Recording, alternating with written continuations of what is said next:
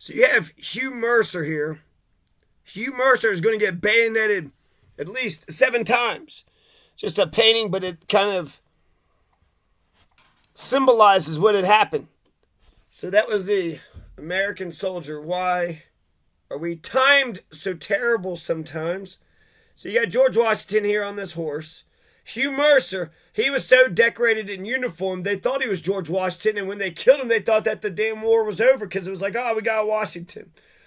But there's a guy named Hugh Mercer, and Hugh Mercer's last stand is actually pretty heroic. So you got Hugh Mercer here. He's the American Revolutionary on the ground. You got George Washington up on that horse there by the flag. And then over here is Moorhead. It's not the guy on the edge, but it's like the guy in the shadow on the edge over there. And Mulhood. Charles Mulhood is that motherfucker's name. So why am I mentioning about any of this? Because it's the anniversary, the Battle of Princeton. January 2nd to the 3rd. So you have, today's January 2nd, 2023, tomorrow's the 3rd. Or I'll post this tomorrow. So to be today's the 3rd. So you have Washington, hey, I'm George Washington, and there's American flag, and then, oh shit, Hugh Mercer. The reason why I think it's him, because his horse was taken down first. And then it said that he pulls his saber out in a grossly outnumbered battle. And so I imagine there was 4 Brits that was on top of him. He gets bayoneted 7 times. He actually doesn't die right there on the battlefield. He dies like 7 days later or a week later or some shit. But he's basically left for dead. And a lot of his troops flee thinking that, basically he is dead. But he is propped up on a tree. And he tries to do his best to keep on commanding. And kind of reminds me of Cornstalk, the Shawnee war chief Cornstalk. And so, is there anything else to be said? What is this photo? I think it's the Battle of Princeton, right? Because you have a lot of battles right here, right in a row. It's the Battle of Princeton. Because that's when Hugh Mercer gets killed. His horse under him is taken down. And the drummer boy is killed there, I see. And some Brits are killed. So that's what Thomas Jefferson said, right? The tree of liberty is watered with the blood of patriots and tyrants. Patriots and tyrants. So let's talk about the Battle of Assunpink Creek. Assunpink Creek. This is all in New Jersey. This is the winter. This is when he crossed the Delaware. This isn't Valley Forge. Valley Forge is going to be a year from now. And this is, God, we are getting our fucking asses kicked. George Washington is basically fucking Jesus Christ. Just getting lashed and beaten up and hit to the left, hit to the right. Just getting knocked down and knocked down again and knocked down another time. George Washington is a terrible general. He has terrible war strategy, or maybe it's the fucking British, right? I mean, goddamn, how formidable were the old ragtag army of the Americans going to be against the British Empire? Holy shit. It'd be like if America went to war with Hawaii, right? How long could the Hawaiians? But Alexander Hamilton, he was there on the cannons, and you had James Madison crossing the Delaware. Alexander's on Hamilton on the cannons. He's bombing Princeton, New Jersey. Princeton University goes through the buildings. Apparently it decapitates the photo, the portrait of King Charles II, King George II. But this is such a terrible battle. I'm pretty much convinced at the Battle of Long Island, it was like 30,000, 20,000 troops, 30,000 British troops to 20,000 American troops, and then within just 2 weeks, by the Battle of Princeton, the numbers are 4,500 to 1,400. 4,500 to 1,400, we had 20,000. So that means 10 to 15,000 Americans are going to get killed within a short amount of time. American revolutionaries that, signed up or whatever. They got drafted. Something fucking happened, but they're marching with George Washington. The American Revolution is on like Donkey Kong. Now you're in New York, you're in New Jersey, and then wherever the two armies and the battles are, you got all the people in the houses and, spies in between. So fucking pick a side, motherfucker. John Adams says 1/3 was for the revolution, 1/3 of America was against the revolution, and they were, for the redcoats, and the other third were neutrals. And it's kind of like during the American Revolution, you were neutral during the American Revolution. There's a lot of problems with George Washington. I got a lot of problems with George Washington. I mean, he's a terrible general. He lost more battles than he won. I guess that's the old saying, right? He may have lost every single battle he ever fought, but he won the war. And really, it doesn't matter if he wins by 1 point or 100 points. You win, you win.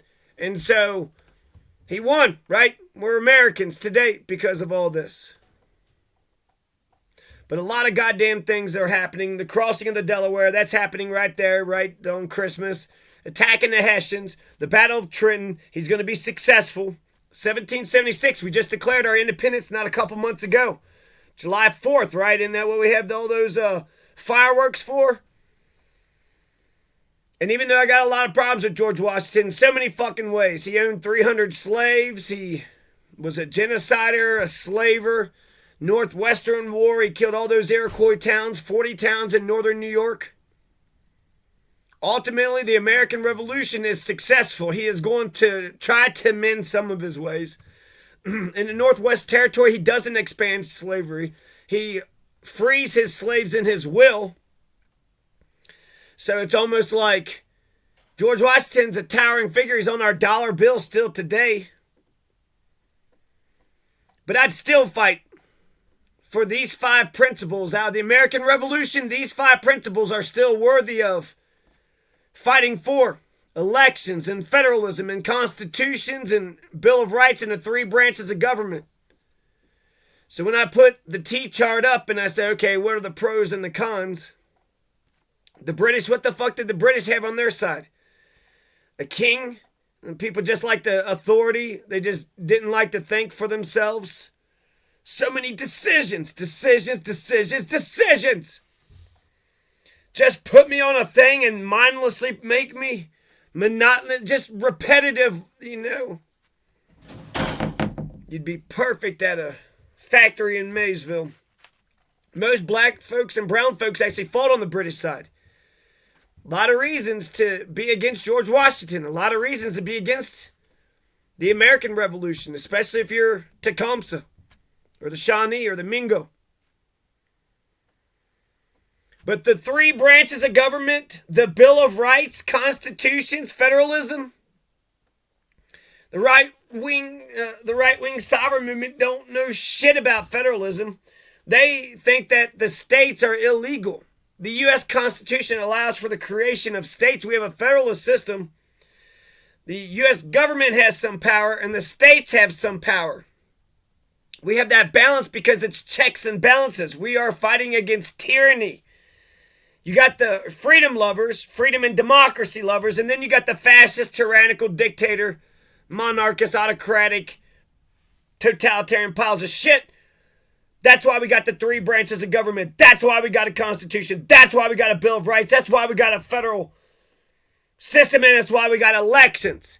You're not going to just have some piece of shit, hey, I want power over you. Oh, okay, well, he wants power over us, so we just have to fucking allow that fucking little squirt. That little fucking Adolf squirt. Unbelievable that the Nazi cops would get bullied by that Adolf squirt into killing all those, Anne Frank's mother and his sister and Anne Frank. So fascists aren't tough guys at all. Fascists are being bullied by some fucking pipsqueak up at the top. Oz is just a bald old man. James Madison, the Bill of Rights. The freedom to speak, the right to bear arms, the right to kick soldiers out of your homes. That's the first 3 amendments to the Constitution. That's Oliver Cromwell. No, it's Parliament, it's Congress. No, King, you can't just fucking run roughshod over us. We're the parliamentarians, we're the roundheads. Or are you the roundheads? It doesn't matter. We're against the king. We're against the royalists. And how can you bound a government to its people? Anybody can become corrupt. Any person can become a tyrannical fascist out of nowhere. So you gotta watch out for this shit. So you can't expect all this stuff to work. But we're gonna stop King George and the royalists ever from happening again. We're gonna have bills of rights. We're gonna give individual freedoms to people. So that means if you want to be a tyrant, you're gonna have to tell all these 330 million people, King George, whoever, that we have to obey you. We'll have to ignore our bills of rights and our, not just the 10, 13, there's like habeas corpus. A lot of freedoms comes from not just the 10 bills of rights. I like the concept as its own thing. James Madison was 100%. I think James Madison, man, fucking all these guys. James Madison, John Adams, George Washington with the Constitution. They fucking played this shit brilliantly. Fucking brilliantly. And it sucks that the Constitution comes right after Shays' Rebellion. And I would be all for a brand new Constitution. But I like the Constitution. I like the Bill of Rights. I like the 3 branches of government. That's Montesquieu. I remember I was flirting with this woman and I started talking about Montesquieu. Now, yeah, it was a shot in the dark, but imagine if she did like Montesquieu. My God, we'd been still together today, you know, 3 branches of government. Why do we need 3 branches of government? Because we don't want a tyrant. We don't want a King George III anymore. We don't want one Hitler motherfucking little squirt, pipsqueak pile of shit sitting there somehow bullying this and bullying that and somehow got to the fucking top of the fucking... We don't want that to happen. And if he got to the top of the pile, he'll be checked by Congress and he'll be checked by the Supreme Court. And if those 2 don't check him, then, you know, the Bill of Rights, the Constitution, then we, the people, or the federalism, the states, we got the states that'll check him. We got the Constitution that he's, you know, bound by, the Bill of Rights, and then elections. You don't get elected next time, you don't get to keep the power. We all see that the emperor has no clothes. You got no legitimacy. Get the hell out of here. Get the hell out of Dodge. So we got reoccurring elections. Thank you, you fucking slave-owning piece of shit, George Washington. And there was a lot of people back then that didn't own slaves. So, you know, it's fucking Washington and it's, you know, he's the lightning rod. He's the face. But ultimately, federalism, Constitution, Bill of Rights, 3 branches of government, elections. I wish we had ranked choice voting, but those 5 principles, elections, federalism, Constitution, Bill of Rights, and 3 branches of government are worthy of a revolution still today. I'd still fight on the side of America during the American Revolution. That's one of the 3 holy wars for America. You want to know my politics? Put the Civil War together? Because it's incomplete, right? But that's another thing was brilliant about these fucking motherfuckers. Maybe they knew they was on some bullshit. They keep talking about freedom and wrote all the Bill of Rights and then somehow still maintain slavery. How the hell did you? So you have to have the Civil War. You got to add the Civil War to the Revolution to correct that fucking major, you know, mistake. So now we have, you know, slavery's abolished and we still got 3 branches, Bill of Rights, Constitution, federalism, and the elections. And now we got a stronger union. And that was the whole point of the Constitution, was to make sure there's a stronger central government. But Shays' Rebellion he was an American revolutionary. We didn't treat our troops right. Daniel Shays was an American revolutionary. He couldn't pay his taxes, and so the bank was going to take his land, and so he was going to start another revolution. And that's when Jefferson said that the tree of liberty is watered with the blood of patriots and tyrants, and said that we need a revolution every 10, 20 years or so. And then James Madison had read that letter, and he was like, okay, we cannot allow Thomas Jefferson to come to the Constitutional Convention. So let's go back to the Battle of Princeton. But I just want to say, George Washington sucks in a fucking shit ton of ways. He killed all those puppies, all those dogs, slave fucking... No telling what he did with... He owned 300 people. No telling what he did with 300 people.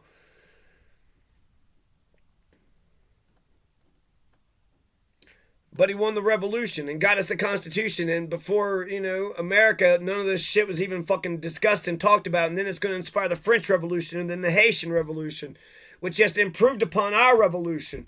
And then the Civil War improved upon it, and then the Russian Revolution, and then the Mexican Revolution, and the Cuban. Everybody's got to have a revolution. And then each one of those revolutions keep on adding something to the narrative.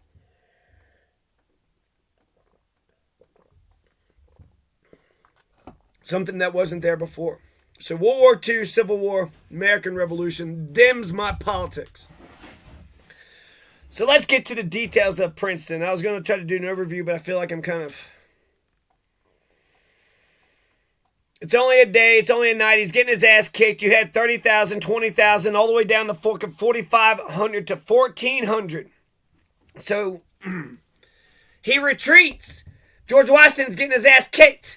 He's getting, he's fucking Rocky won, and I think he loses, frankly. We say it's a strategic win in the Battle of Princeton. Yeah, he won. But if, basically, George Washington is getting his ass kicked over here, over there, and over here, and so then he picks this little garrison, because it's 4,500 on 1,400. 1,400 Brits under Charles Malhood. 1,400 Brits, and he conquers him, and he beats him, and he, does whatever. So he did win the Battle of Princeton, and it's going to be the last of his winter campaign in New Jersey. He's not going to fight on the Jersey Shore no more. And this New York City, the Brits take New York City. They basically take in Jersey. And as the Americans, we're not engaging the British head on. We're not engaging the British head on because we're trying to do a war. They're doing a war of attrition, and so we're just trying to hang on. And we're trying to nitpick here, sabotage, wear them down. They are 30,000 strong. We were trying to prevent them from getting a foothold. They got a foothold. A lot of shit actually has happened. But just real quick, on the night of January 2nd, 1777, George Washington is going to, they say, repulse an attack of the Brits at Assunpink Creek. I don't think he repulsed the damn attack. They thought he was at Assunpink Creek. And then he runs away and evacuates. George Washington is expecting the whole fucking thing to go down. The whole goddamn thing is going to come crashing down. This is George Washington's own words, his own thoughts. The American Revolution's about over. It just began fucking 5 months ago, and here the fucking British has a bigger force, and they've got George Washington cornered, and there's actually a point where the British found a ford. They found a weak left flank, a ford, a creek, a thing that went right up into the main thing. But instead of attacking that night, Cornwallis, he's like 8,000 strong at the point at this Princeton here. So the Battle of Princeton, right before the Battle of Princeton, is the Battle of Assunpink Creek. And Assunpink Creek, we were just able to hold off the Brits enough to make our strategic retreat, our escape. Because George Washington is getting hammered. We're doing sabotage. We're not ready to do head on. And isn't that the brilliant, right, of the redcoats are all lined up and fighting according to the rules of war and what have you. But George Washington, we're just hiding behind trees and just kind of picking, as many off as we can, running through the countryside. They want to engage us, but we're running away. Just kind of like that was like in Ukraine back in the King Darius and the Scythians. They just kept running. I think it was the Scythians. Some tribal group, nomadic tribal group that just kept kind of fucking going away, just kind of moving on. It's like, hey, what are y'all doing? We're not your enemies. We really want to fight you all, but we don't want to fight you unless you want to find out where we buried our ancestors and destroy our ancestors. We have no beef with you. No, we're not going to fight you. We don't want to fight you. We're going to keep on moving. And so it's like the slowest moving cop chase ever. And then eventually the King Darius leaves. I think the Persians. So he's like a Ukrainian. George Washington is like a Ukrainian. Just keeps on staying out of the reach of the principal army and does sabotage, destroys supply lines, tries to pick off one here or there, but not directly engaging. There's been several attacks. Like there's a Battle Trenton, and then Battle Princeton is right around the corner. So the crossing of the Delaware, right? The crossing of the Delaware is like all this heroic thing. Again, the crossing of the Delaware was a strategic retreat. So he wasn't like, we shall cross the Delaware and conquer the Hessians. It was like, oh my God, this whole thing is about to be lost. We got to find some little small weakling to attack to make it seem like we're winning, or whatever. And so 4,500, they did that at the crossing of the Delaware, attacked the Hessians, conquer them. And then then the British are right on top of them. Right before the crossing of the Delaware is the Battle of Long Island. And the Battle of Long Island is when the British get a fucking foothold. How the hell did the British get a foothold? I guess they were all over the place during the Revolution. But the Battle of Long Island has the British fleet. They said, oh no, it looks like all of London is right outside of our shores. All of London is right outside of our shores. So the Battle of Long Island is like the Battle of Savannah. Once the British gets a fucking foothold, it's like D-Day. Once America gets a foothold, and then they're able to, spill on in. The British have 30,000 strong, and so once they're able to get that foothold at Long Island and the Battle of Brooklyn, they beat the shit out of us. There's thousands are killed right there.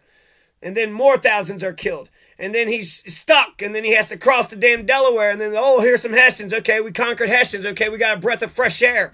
We're able to take their fucking shoes and clothes and what the hell ever. So that was, that helped. And then the Battle of Princeton, the Battle of Sunpink Creek. I think it's an American loss, frankly. We were only barely able to fucking escape.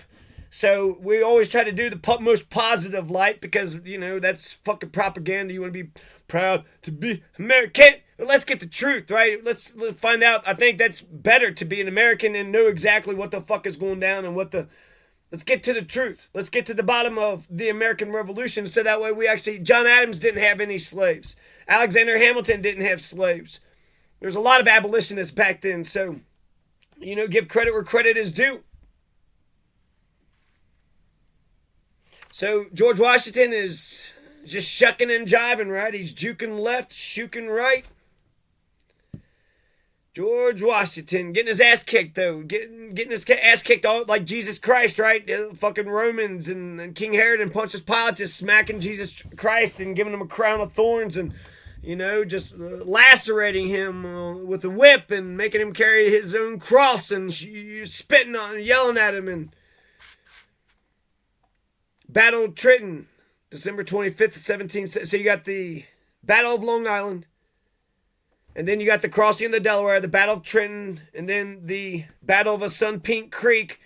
And the secret, this is like George Washington's genius. The reason why we won Sunpink Creek because we repelled the Brits, and he thought it was all over, but no, it was a strategic retreat. How was he able to get away? Because he could have struck that night. General Cornwallis could have struck George Washington right there and defeated him in a single major blow.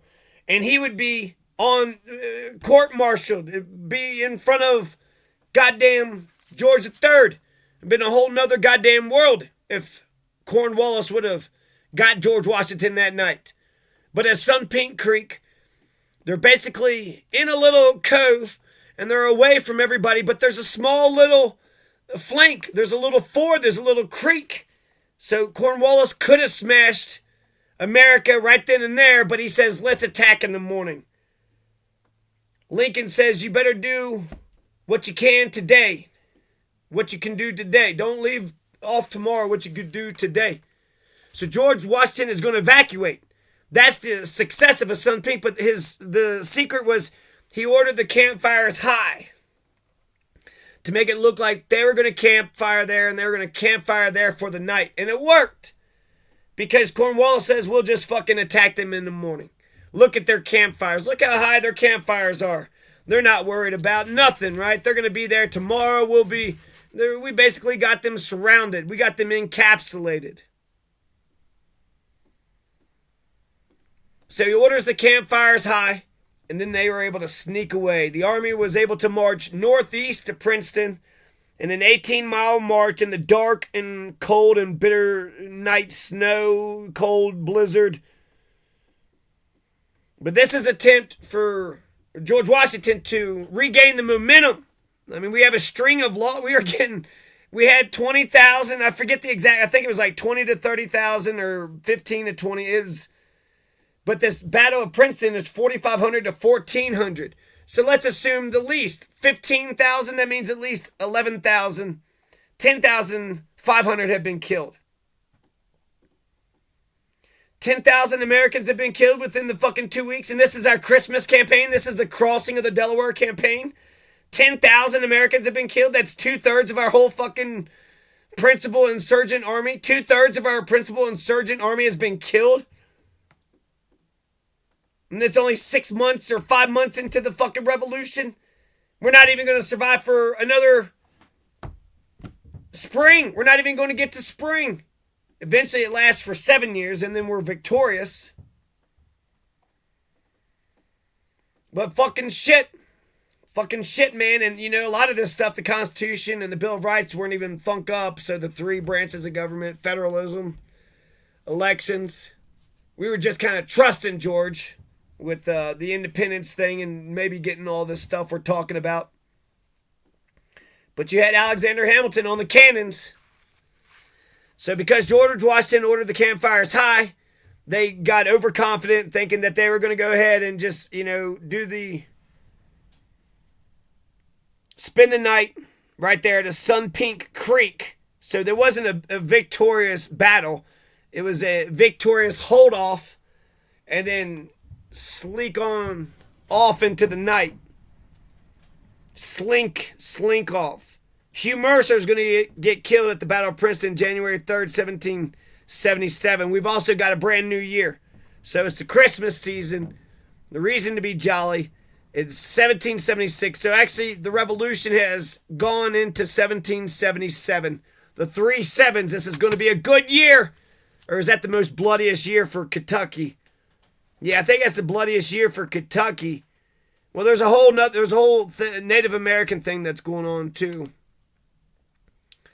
But Hugh Mercer had that saber, and it's like, he fell off his horse. They took his horse down, so he's on the ground, and now he's looking at all these British fuckers. He's got 350 men behind him, and they got 8,000 or whatever. So basically, it's just somehow they cornered him, and he's down for the count, and he's pulled out his fucking sword, and he's like, all right, fine, motherfuckers.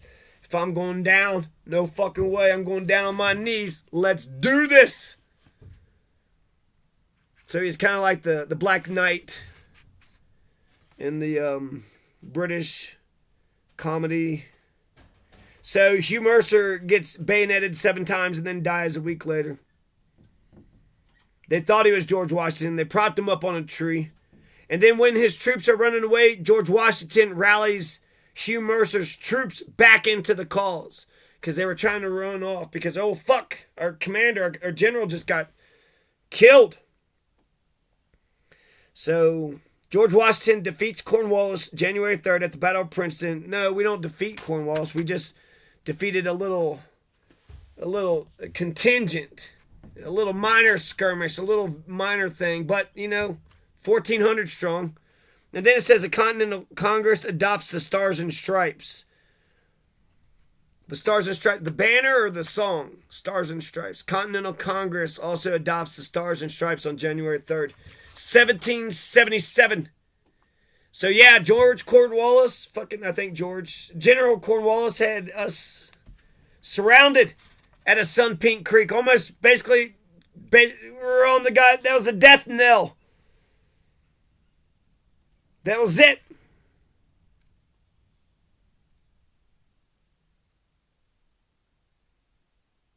So George Washington lost more battles than he won. He won the war, but he pretty much lost more battles than he won.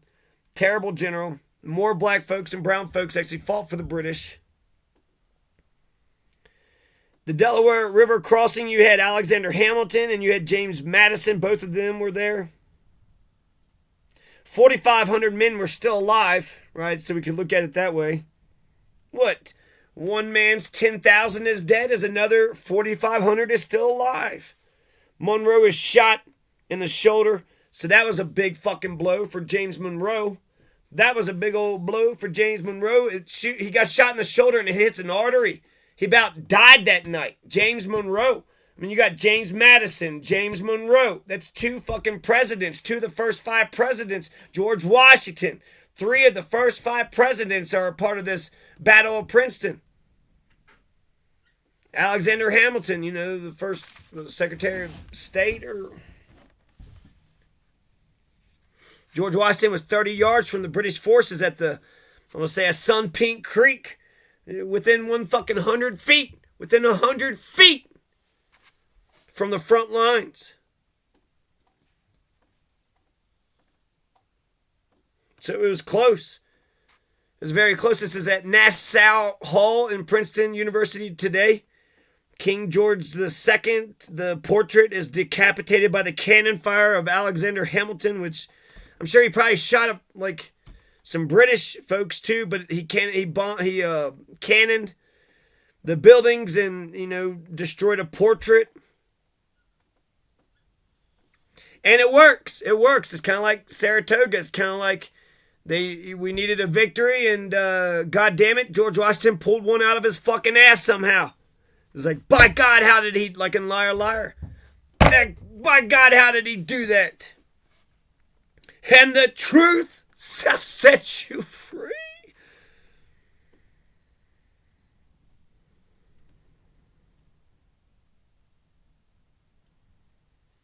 So the British thought that the Americans were still camping there because the campfires were high, and that had to suck, leaving nice warm campfires.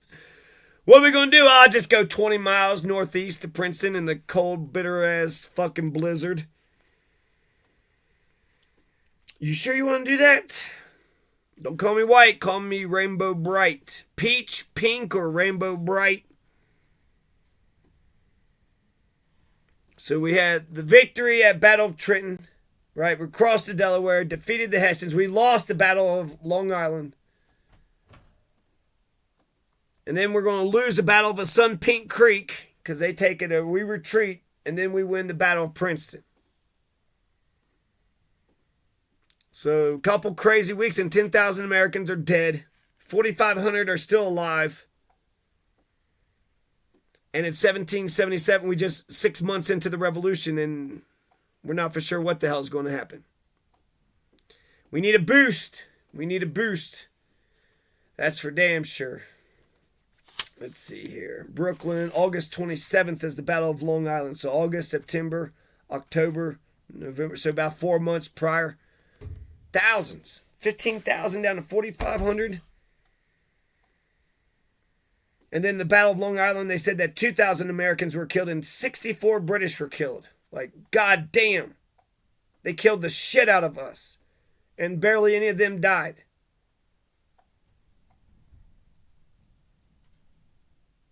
The Fabian strategy, apparently that's what they call George Washington's.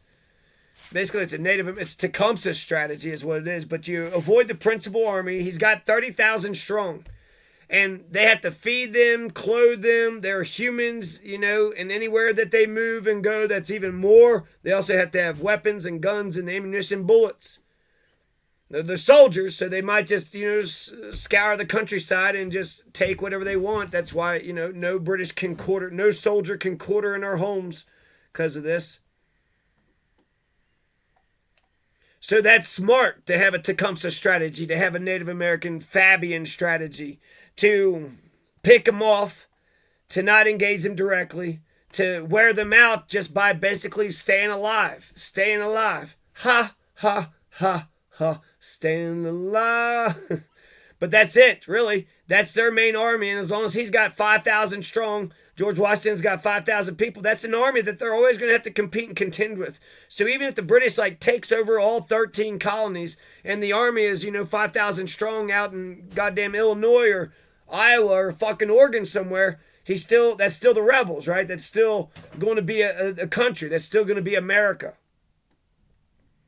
So in order for America to win, really, we just have to stay alive. Stay away from the principal army. Sabotage them. Sabotage their supply lines. Fatigue them.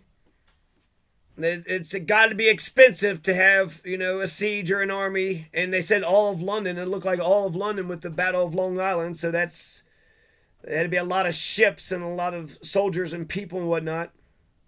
They had 30,000, so we had 20,000. They had 30,000. And they sailed 30,000 all the way from Britain all the way to just for little old us across the Atlantic. Sent 30,000 troops to subdue us. And if you actually think about the numbers, how many people is in America? There's like at least 5 million people in America, right? So that's if all they got is 30,000, that's Cornwallis is the principal. We're going to beat him in 1983 at the Battle of Yorktown. So it's going to be another 6 more years of warfare. Cornwallis almost had us, but we're going to be victorious. So maybe we'll get France. Man, we need France to endorse it. I feel like that's the only way we're going to win this revolution, America, is if we get France on our side, and Germany, and Russia, and China. Not Russia.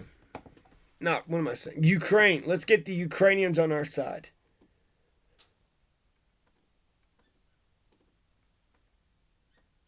And I think that's about it of the Battle of Princeton. So, USA, R.I.P. to Hugh Mercer. January 3rd, 1770. He got stabbed in. I think he dies like 10 days later or some shit. But he died for the revolution. 10,000 American revolutionaries died for whatever experiment goddamn George Washington, whatever bullshit John Adams was pulling. Alexander Hamilton. And, 10,000 Americans died, but James Madison and fucking James Monroe and Alexander Hamilton and George Washington, all these presidents are right there, with the other, American revolutionaries. So I'm sure they're living in the big house, but they're going to be the ones that get shot and hung if the British capture us, and there's no quarter.